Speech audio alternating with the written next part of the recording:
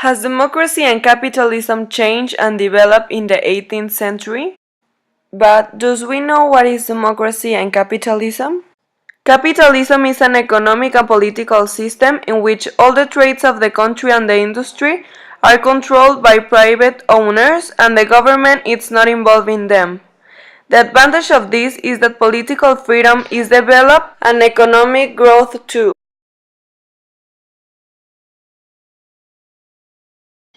Democracy is a form of government in which the people choose their leaders by voting.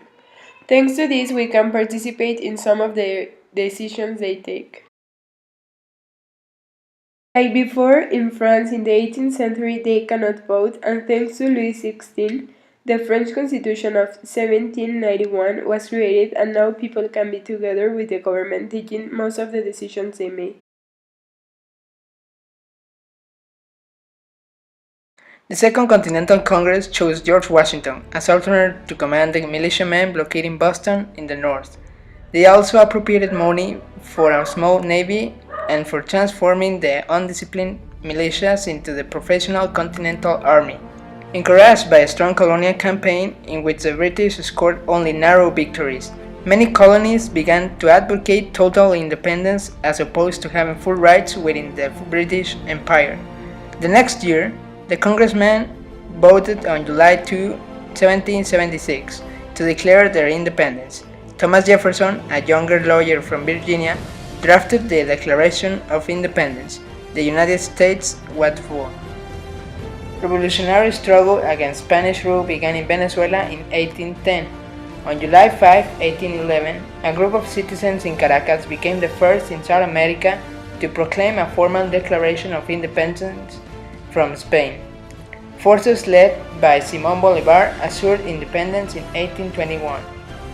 One of the causes of this independence was that the inhabitants of the colonies had been treated unfairly and the tax police was very strict to the Creoles.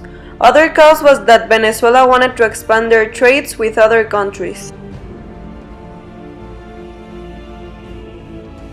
On August 9, 1809, and a group of men in Quito, in what is now the Republic of Ecuador, participated in Hispanoamerica's first cry. The cry helped start the Ecuadorian War of Independence. This struggle was between the South American armies and Spain over the control of the lands of the Royal Audience of Quito, a Spanish colonial administrative jurisdiction from which will eventually emerge the modern Republic of Ecuador. The war ended with the defeat of the Spanish forces at the Battle of Pichincha, which brought about the independence of the entire presidency of Quito. At the beginning of the 1830s, nearly 125 Native Americans lived on millions of acres of land in Georgia, Tennessee, Alabama, North Carolina, and Florida, land that their ancestors had occupied and cultivated for generations. By the end of the decade, very few natives remained anywhere in the southern United States, working on behalf of white settlers who wanted to grow cotton on their Indian land. The federal government forced them to leave their homelands and walk thousands of miles to a specially designated Indian territory across the Mississippi River. This difficult and sometimes deadly journey is known as the Trail of Tears.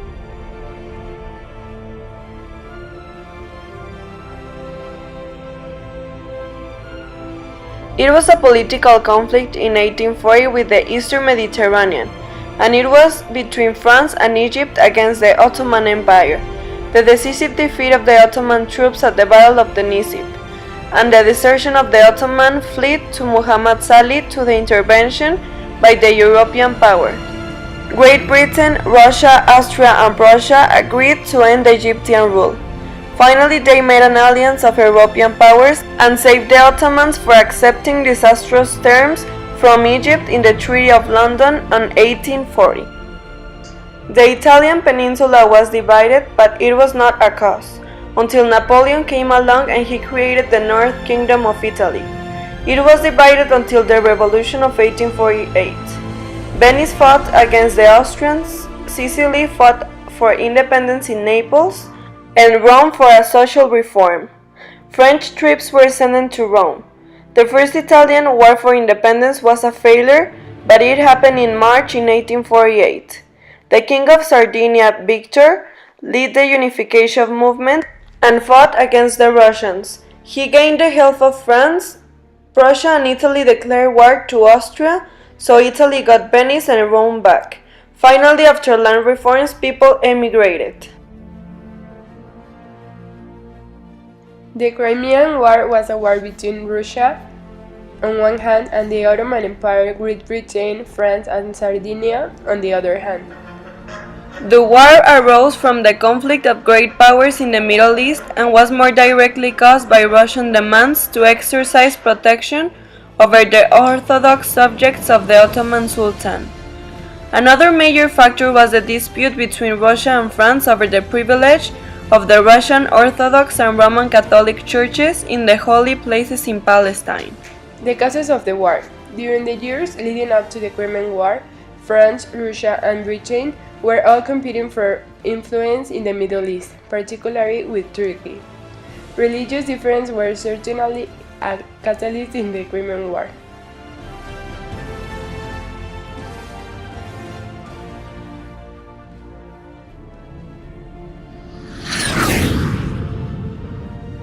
The Anglo-Persian War was a war between Persia and Great Britain. One of the causes was that Persia reoccupied the city of Herat. Persia declared itself independent and placed itself under the protection of British and India. Finally, Herat was taken away from Persia, and they signed a new treaty, the Treaty of Paris, and it started the agreement of Persians of the withdrawal of Herat, and that they have to apologize to the British and sign a commercial treaty. During this period, any constitution was written. The terms of 1783 Treaty of Paris eventually led to a national convention in 1787 to write a new constitution. The Russian-Turkish War in 1877. Веселей, братцы! Веселей!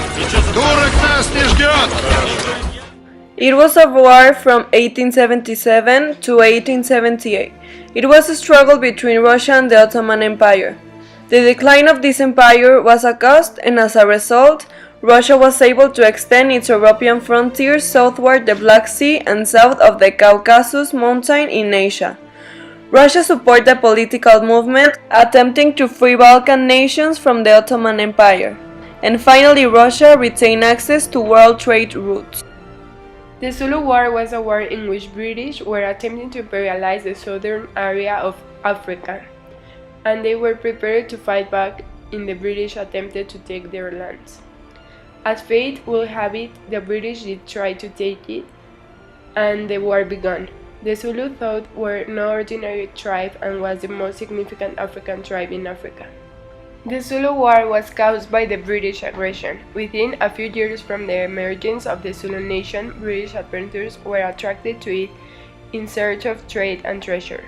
And by 1840, Natal, a British colony, had sprung up on the southern borders of Zululand.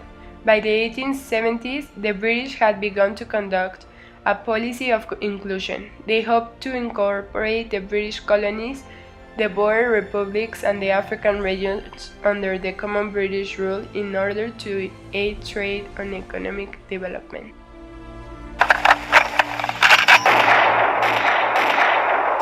The One War was in 1880 to 1881, also known as the Basuro War. It was a conflict between the British territory of Basuraland in southern Africa, fought between Cape Colony forces and rebellious Basuro chiefs over the right of natives to bear arms. The Battle of Mulaida was the major battle in 1891, during the period of the Second Saudi State. Rashid's plan to end the Saudi state and conquer both Oasim and Riyadh region. Rashids and their Arab clan allies successfully ended the Second Saudi State, and they forced the House of Saud, that was a royal family, their allies to flee. The situation in Saudi Arabia was that people had no voice in the decisions the government take.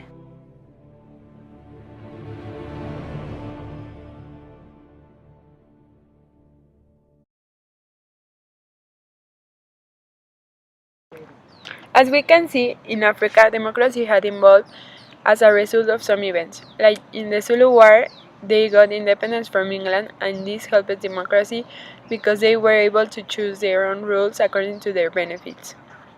It also helped capitalism because they now can have their own trades, and this helped economy of the country.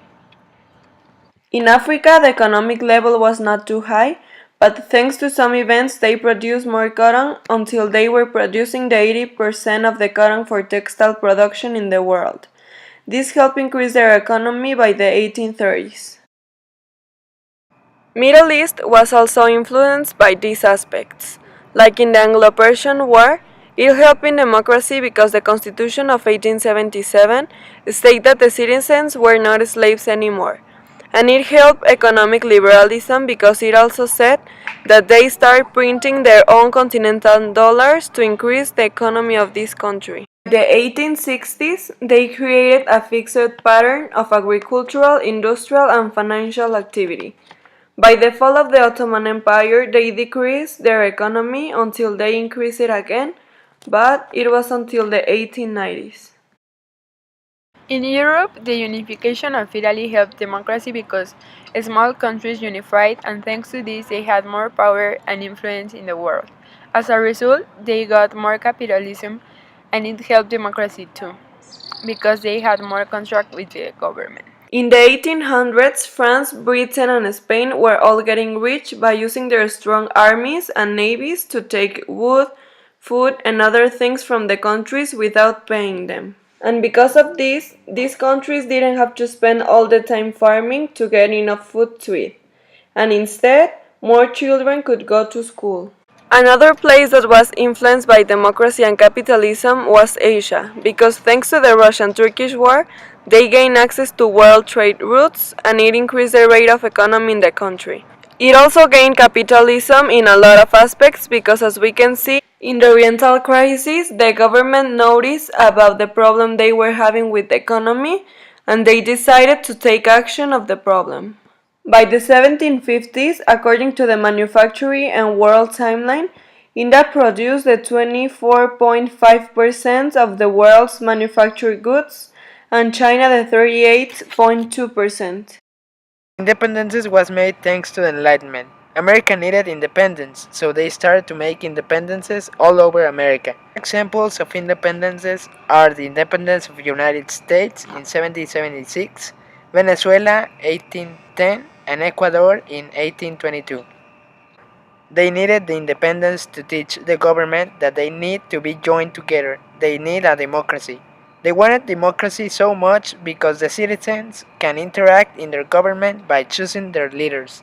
The Midwest grain also influenced because they made a technological change in transportation, communication, and farming. In 1860, they were the #1 producers of wheat, iron, and steel. They reached the 29.8 million tons of iron in the 1900s.